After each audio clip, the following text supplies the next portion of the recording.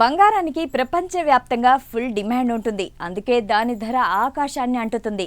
అయితే బంగారం విషయంలో ప్రపంచం మొత్తం ఒకవైపు ఉంటే మన దేశం మాత్రం ఓ వైపు ఉంది. పసిడి ప్రియుల కారణం మన దేశం బంగారం విషయంలో ఓ సంచలనాన్ని క్రియేట్ చేసి ప్రపంచాన్ని నివ్వెరపోయేలా చేసింది.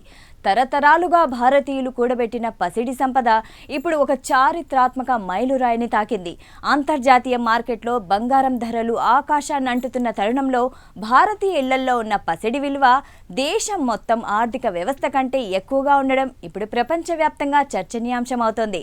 ప్రస్తుతం అంతర్జాతీయ మార్కెట్లో బంగారు ధరలు రికార్డు స్థాయిలో పెరగడంతో భారతీయ కుటుంబాల వద్ద ఉన్న బంగారం మొత్తం విలువ దేశ జీడిపి పరిమాణాన్ని మించిపోయింది. మన దేశం ఏడాది మొత్తం కష్టపడి సంపాదించే ఆదాయం కంటే దేశంలోని ఇళ్లల్లో ఉన్న సంపద విలువే ఎక్కువైపోయింది. అయితే అంతర్జాతీయంగా స్పాట్ మార్కెట్లో బంగారం ధర ఔన్సుకు $4,500 దాటడంతో ఈ పరిస్థితి నెలకొంది.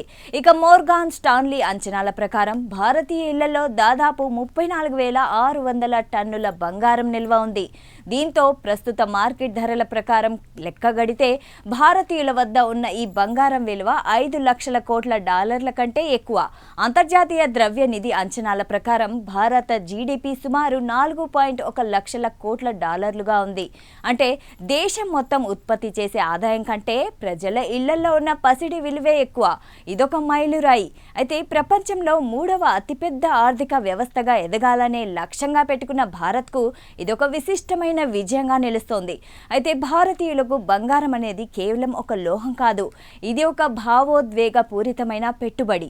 సంక్షోభ సమయాల్లోనూ యుద్ధాల వంటి అనిశ్చిత పరిస్థితుల్లోనూ ప్రజలు బంగారాన్ని అత్యంత సురక్షితమైన ఆస్తిగా భావిస్తారు. ఇక భారతీయ కుటుంబాల్లో ఉండే బంగారంలో దాదాపు 80% ఆభరణాల రూపంలోనే ఉంటుంది. ప్రజలు దీన్ని ఒక పొదుపు సాధనంగా భావిస్తారు తప్ప విక్రయించి సొమ్ము చేసుకునే ఆస్తిగా చూడరు. అందుకే ధరలు పెరిగినా వినియోగంపై పెద్దగా ప్రభావం ఉండదని నిపుణులు అంటున్నారు.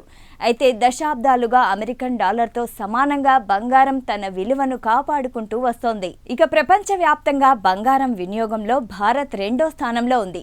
చైనా తర్వాత మన దేశమే అత్యధికంగా బంగారాన్ని దిగుమతి చేసుకుంటోంది. గత 5 ఏళ్లలో రీటైల్ ఇన్వెస్టర్ల ధోరణిలో కూడా మార్పు వచ్చింది. ఆభరణాలతో పాటు గోల్డ్ బార్స్, కాయిన్ల రూపంలో పెట్టుబడులు పెట్టే వారి సంఖ్య క్రమంగా పెరుగుతోంది. అయితే కేవలం ప్రజలే కాదు, రిజర్వ్ బ్యాంక్ ఆఫ్ ఇండియా కూడా తన బంగారు నిల్వలను పెంచుకుంటోంది. 2024 నుంచి ఇప్పటి వరకు ఆర్బీఐ సుమారు 75 టన్నుల బంగారాన్ని కొనుగోలు చేసింది. దీంతో మొత్తం నిల్వలు 880 టన్నులకు చేరాయి. యుద్ధాలు, ఆర్థిక అనిశ్చితి సమయాల్లో బంగారం సురక్షితమైన పెట్టుబడి కావడంతో కేంద్ర బ్యాంకులు కూడా దీని వైపు మొగ్గు చూపుతున్నాయి. దీంతో ప్రస్తుతం భారత్ మొత్తం నిల్వల్లో బంగారం వాటా గణనీయంగా పెరిగింది. అయితే ఆర్థిక పరంగా చూస్తే బంగారం ఒక ఉత్పాదకత లేని ఆస్తి మాత్రమేనని ఆర్థిక నిపుణులు చెబుతున్నారు. ఇది నేరుగా ఆదాయాన్ని అందించదు లేదా దేశ పారిశ్రామిక వృద్ధికి తోడ్పడదు.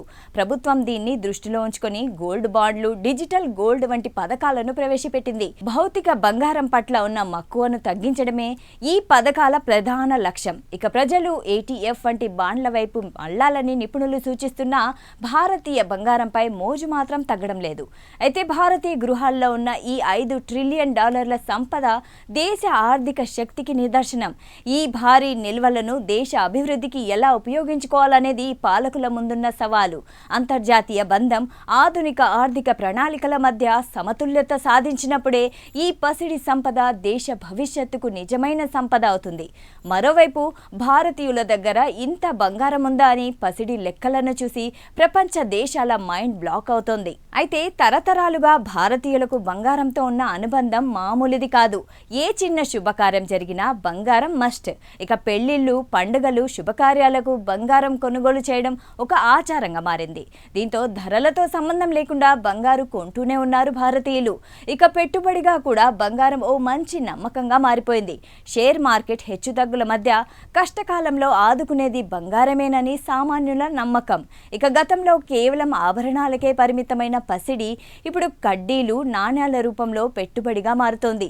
2020లో 23.9% ఉన్న పెట్టుబడి వాటా 2025 నాటికి 32% చేరుతుందని అంచనా.